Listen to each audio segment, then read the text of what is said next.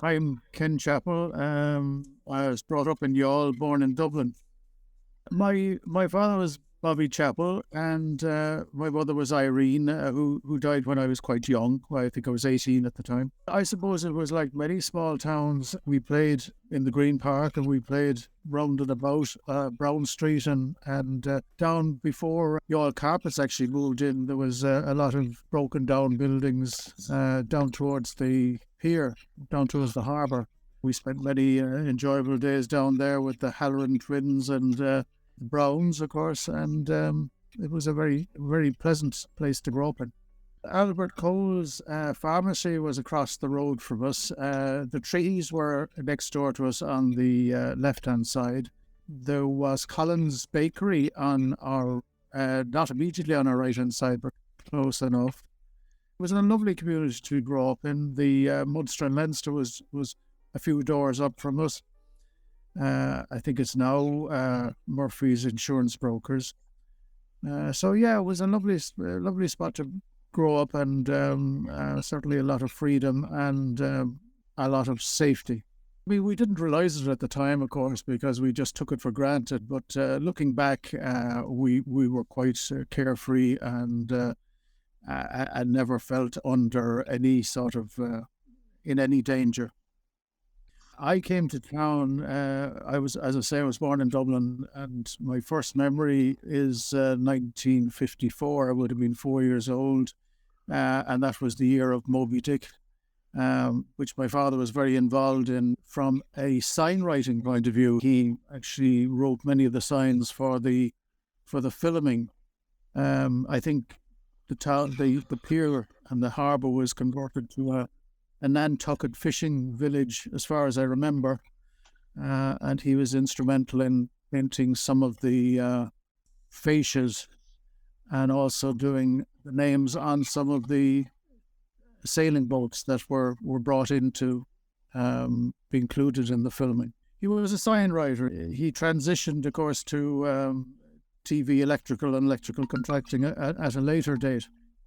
I do remember there was a ship, Chandler's was one of the frontages that he painted.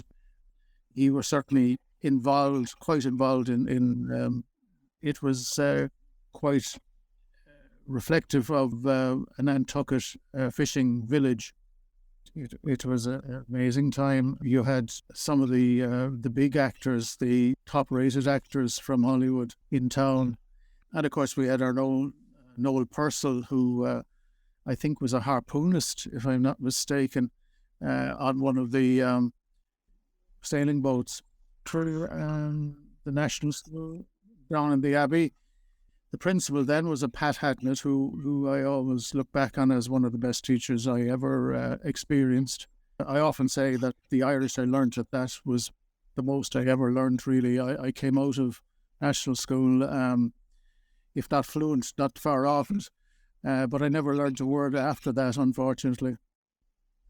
That was the Abbey National School. It was a Church of Ireland, of course, and it had, I'd be guessing, but I would say the numbers were relatively small, maybe 20 in total. It was originally, I think, on the ground floor, and then it moved to the first floor, and it went through a number of transitions. And of course, we had a very small playground that we used to use during play hour. I think it was relatively expensive. I suppose film had been around since the late 19th century, but it still felt that it was kind of state-of-the-art or frontier rather than, an established hobby. I remember looking back on it, of course, it was pre-digital and all that. It was very much mechanically driven. The cameras made quite a noise. I seem to remember the projectors made even more noise. Quite an operation to get the film from the camera to the projector. The film had to be sent away, as far as I remember, to Kodak, or one of these people came back and then was spliced. And splicing was quite a job. It was basically two ends of the film were put into a machine and cut. And then I think there was a band or something put over that to seal them together. The reels that came back, my memory is that the reels that came back were quite small, but were then spliced and put together and put onto larger reels for projection. So, you know, I think the original reel that came back from Kodak, we'll say, was about 4 or 5, maybe 4 inches in diameter, 5 inches. And that could be put onto a reel which was, I suppose up to 9 to 12 inches. My recollection is that it was relatively few nights. I think when he had put together a number of, spliced and put together a number of films, he would have a showing. And I think that when visitors came, obviously it was brought out as because it gave them a quick view of the town and the activities that had been going on there in the recent past. So yeah, it was something that he let's put it this way, he didn't impose it on us as a family. It was, if you like, at the outset of television and of course the number of films that we would have gone to as a child at that stage would have been very few. It brought it home, I suppose, the family and the goings on around you. My father was always very interested in both what was going on in the town and what was going on, and he was also interested in local history. So he combined the two really. What he could film, the evidence of history around him, he did so, and then he also, of course, collected quite a bit of documentation and took notes, and I think probably always intended to put it together in some sort of book form, but that unfortunately never happened. The one that really strikes me and it was of the D. Wadden, which was the steel-hulled boat with 3 masts that came from Newcastle, as far as I remember, with coal, and then travelled upriver through the bridge, and that was where my father took a film of it, with the bridge opening and the D. Wadden going through, heading up towards Lismore direction, Cappoquin maybe, to collect timber. And that's a striking memory of mine. There were many others. There was the fire in the Atlantic Hotel. There was the, of course, St. Mary's Collegiate Church was a favourite of his because he was very interested in the history of the stained glass windows and the various artefacts and grave sightings that were within the grounds of the church. There is a brass plate to Miss Lucinda Louisa Hyde. Now this hasn't been mentioned in any other history, but I dug out the information from different places. She lived in Ashton Court, which is now the dormitory section of the Loreto Convent. And she sold the place to Mr. Merrick, who actually put in the red brick portion of the building. The idea was that she was to be live there as long as she lived, and I've been told that she lived so long that she nearly broke him. But the interesting thing about it is that this Miss Lucinda Hyde was an aunt of Dr. Douglas Hyde, our first president. Now underneath the window, of course, we have the community table, which was made by Messrs. Murray and Sons, and the panel, the front carved panel, was done by the late Mr. Thomas Murray, the father of our present builder Michael Murray.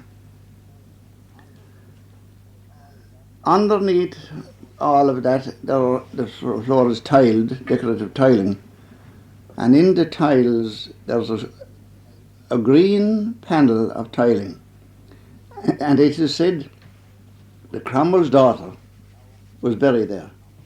Now, whether Cromwell's daughter was buried there or not, I don't know, but there was a daughter married to General Ayrton, which was one of his generals, so it could have been her.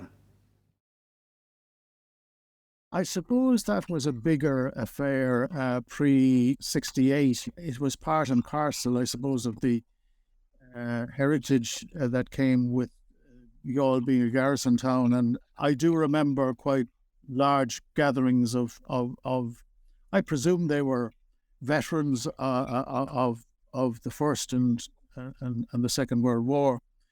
And I always remember a Mr. Bush, a tall, gaunt man, being very instrumental in organising the Armistice Day, and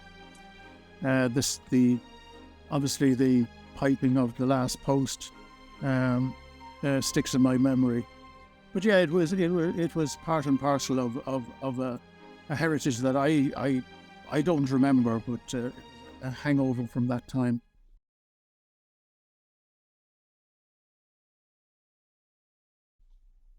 My memory of Procession Sunday, as we called it, was that we had a ringside seat, if you like, over the shop. What was the Benedictine Priory going back? That's another story. But we had a ringside seat, if you like, looking down on the procession. And my abiding memory is of the bands and ladies dressed in light blue, sky blue, the Children of Mary, yeah, and that's an abiding memory because there was a large number of them, as I remember.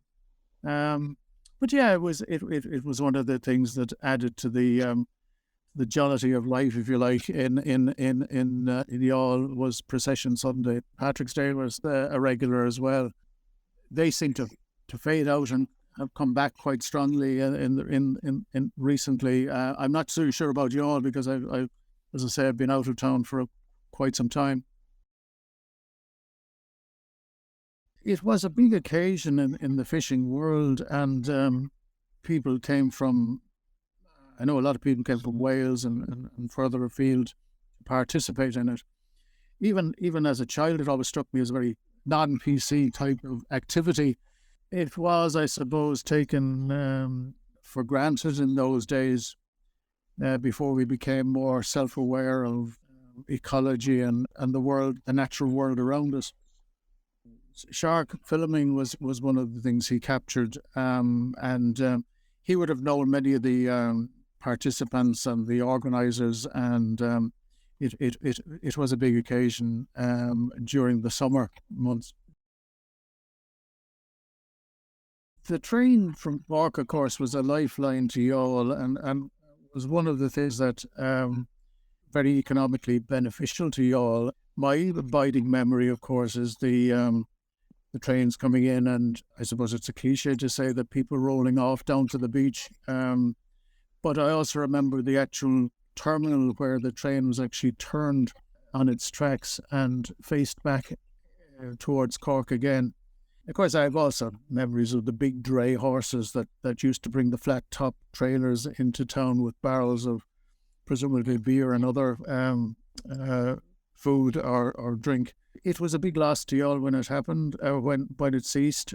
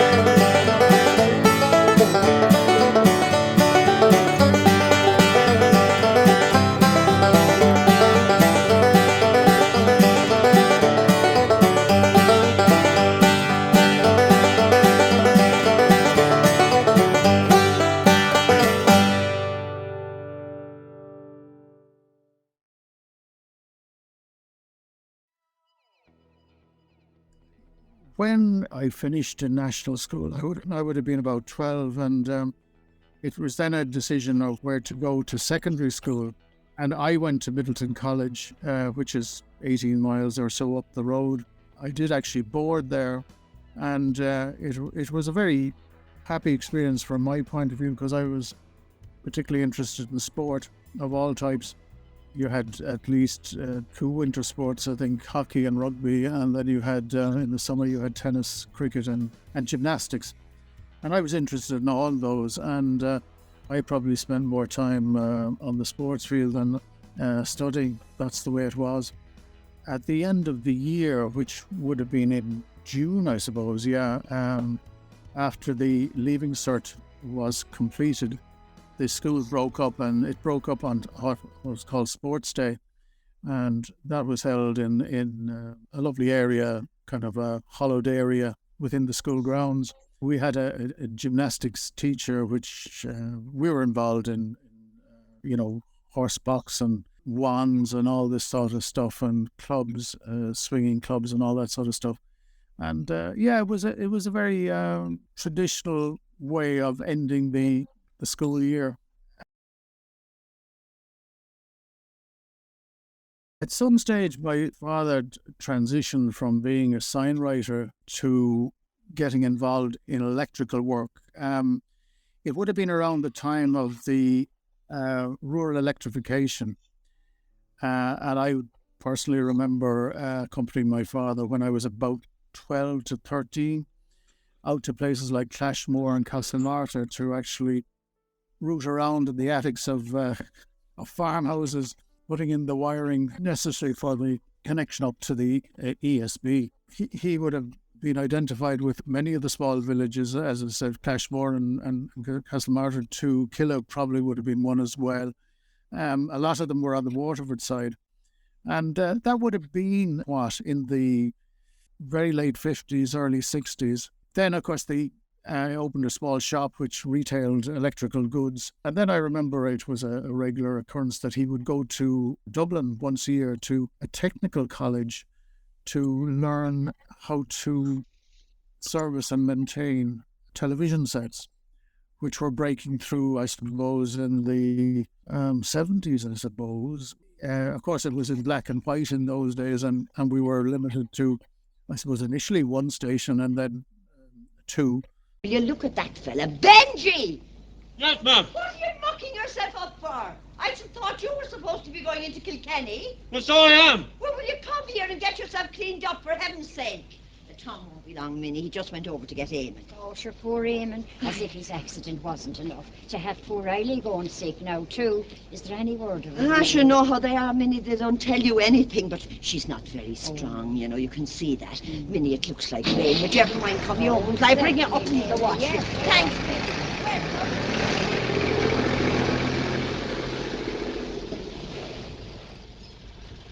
I always remember my father saying that, television won't really develop until such time as it can be done from the sky. And of course, eventually we had Sky TV, which has transitioned television viewing from very basic terrestrial type of distribution to worldwide.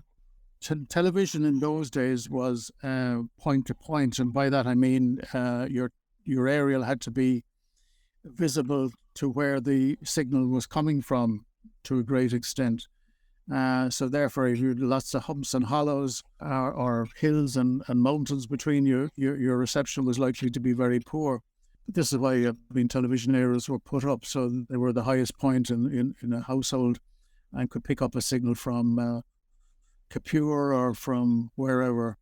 He was very much involved in that, and work that he loved, because he loved getting out and meeting people, and thank goodness he never, as far as I remember, had any accident. He took it in his stride, really. My mother at the time used to look after the retail side, and of course you probably remember that he had a cartoon-like picture on the wall adjacent to the shop.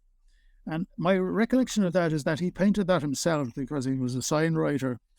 But it was probably drawn. The idea was probably drawn from a cartoon that he'd seen somewhere else. It was a picture of as I remember it, of a doctor with stethoscopes, and a guy with a big belly, and the stethoscope is up to his belly, and I think the cartoon says, the expert knows what goes on inside. And of course he was referring to his maintenance and repair of television sets.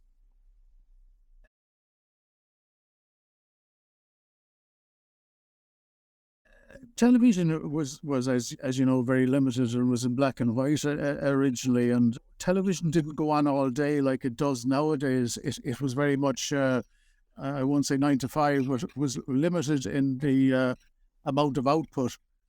And the two things that strike me were the presence of Charles Mitchell, who was the original newsreader, of course, came into the household, I suppose you could say, became a celebrity before celebrities were ever thought of. But the other thing that I always remember was the design that went up when the television wasn't actually working. And there was a very annoying kind of tune that was played over and over again. So they're the two memories I have of early television. It was an inheritance, if you like. I always felt very guilty about holding this inheritance because I was doing nothing with it. As I said, my father was very interested in local history, and particularly in St. Mary's Collegiate Church. My ideal situation would be that the 8mm film that he took could be available to anybody who wants it, and that any of the documentation, an archive was set up, could be available for people to reference as and when they wanted to.